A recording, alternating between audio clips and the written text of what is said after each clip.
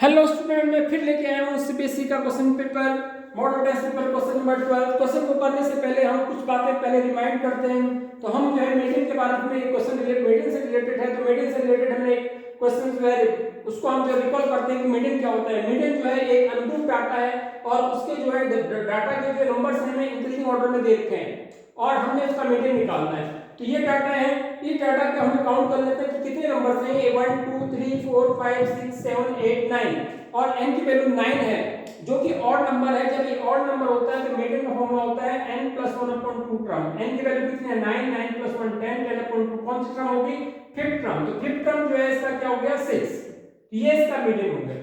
अगर सपोज जो है हमने जो है इस डाटा में किसी एक कांस्टेंट नंबर से मल्टीप्लाई कर दिया, ऐड कर दिया, सब्ट्रैक्शन कर दिया, तो फिर इसकी मीडियन में क्या फर्क होता है ये हमें देखना है। सपोज जो है इस डाटा बिल्कुल सेम है, हम सारे नंबर्स में जो है एक कांस्टेंट नंबर जो है ऐड कर देते हैं, 2 ऐड कर देते हैं सब में।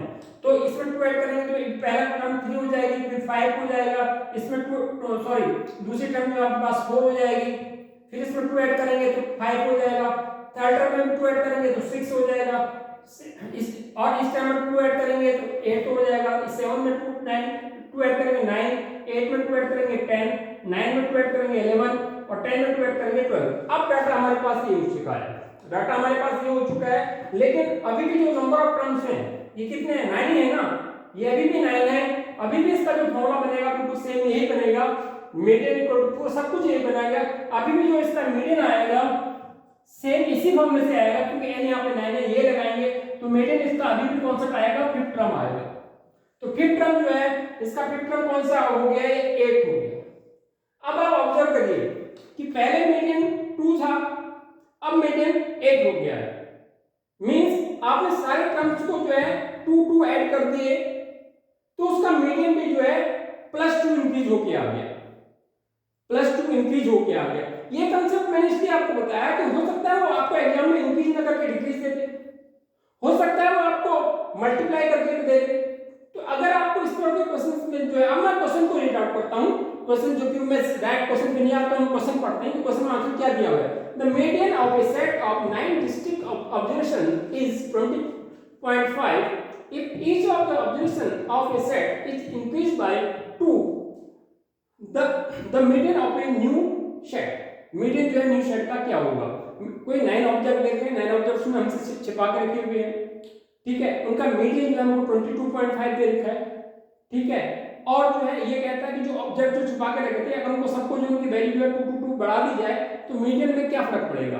तो ये 4 आंसर दिए, मीडियन क्या इंक्रीज बाय 2 हो जाएगा, डिक्रीज बाय 2 हो जाएगा, या 2 टाइम्स हो जाएगा जो ओरिजिनल मीडियन था, या जो है रिमेन सेम रहेगा। तो हम क्या देख रहे हैं, इसका आंसर हम देख रहे हैं कि पहले मीडियन जो है जितना भी था, जैसे इसमें मीडियन 22.5 है तो मीडियन में भी जो है +2 ऐड हो जाएगा, न्यू मीडियन भी जो है पहले से जो है 2 बढ़ जाएगा, मतलब इंक्रीज बाय 2 हो जाएगा। मींस इसका आंसर जो है ए आंसर इसका सही होगा। अब एक क्वेश्चन ये बहुत तरीके से घूम, आपको जरूरत नहीं है कि बिल्कुल इसी से में पूछे, अगली बार वो आंसर में ये देते कि न्यू मीडियन यहाँ पे जो है 20.5 दे रखा है, उसका आंसर एबीसीडी रख दें 22.5, 20.5, 26.5, इस तरह से भी क्वेश्चन को घुमा के दे सकता है आपको। सेम क्वेश्चन से कंसेप्ट सेम हो, अगर आपको कंसेप्ट क्लियर है, मुझे आपको जो है निश्चित रूप से आप और मॉडल टेस्ट पेपर देख रहे होंगे उसमें आपको सॉल्यूशन बता दिया जाता है, लेकिन मेरा मतलब सॉल्यूशन से नहीं होता। मेरा मतलब ये है कि अगर वो सेम क्वेश्चन किसी और कंसेप्ट से घूम के भी आता है तो आपके जो है पूरा तरह से आपको कंसेप्ट क्लियर होना चाहिए और वो क्वेश्चन जो है आपको अच्छी तरह से आपके पावर में होनी चाहिए कि हाँ ये क्वेश्चन ये था और इस क्वेश्चन का मतलब ये था। अगर इससे रिलेटेड कुछ और क्वेश्चन को अगर एग्जाम में जो है थोड़ी सी मूवमेंट करके कुछ क्वेश्चन में चेंज करता है तो मैं उसको इजीली कर पाऊँ। यहाँ पर जरूरत नहीं था कि आंसर को यही देता, यहाँ पर आंसर कुछ चेंज करके भी आपको दे सकता था। वो मीडियन से 22.5 रखा, 20.5 दिया हुआ है, सब कुछ वो सेम रखता लेकिन आंसर में लिख देता वो न्यू मीडियन 20.5, 22.5, इस तरह से फिर वो क्वेश्चन को मूव कर सकता था।